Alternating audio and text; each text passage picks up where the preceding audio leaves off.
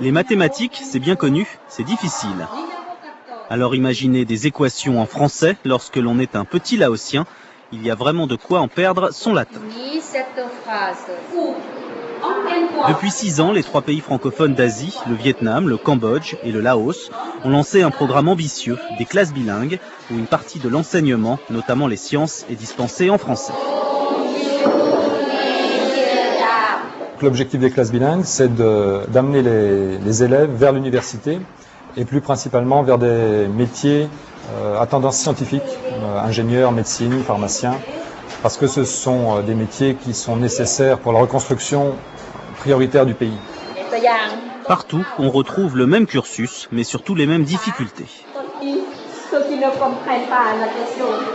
Il y a des mots très difficiles, et des mots, ce que la prononciation ou bien comme ça, des mots techniques, là, ce que je veux dire. Par exemple, la chlorophylle, le pigment vert de la feuille, là, voilà, ça s'écrit chlorophylle, comme ça. Hein. C'est ça ce qui est difficile pour vous. À Vientiane, moins d'un élève sur 10 a pu intégrer ces classes bilingues. Il faut dire que les places sont très chères dans ce qui est déjà considéré comme une formation élitiste. On peut parler avec les étrangers pour faire la paix et c'est comme communiquer au monde.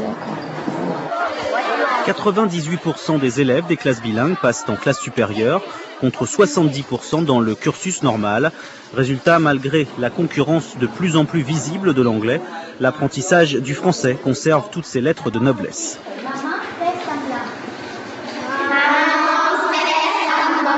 Une formation qui commence dès l'école primaire et qui devrait permettre, dans quelques années, à ces 3 pays d'Indochine de retrouver un vivier de francophones. À l'école Naïdio de Vientiane, on commence l'apprentissage du français très tôt. Apprendre le français parce que la langue française est plus facile que la langue anglaise. Et pour que ça passe encore mieux, rien de tel qu'une petite chanson.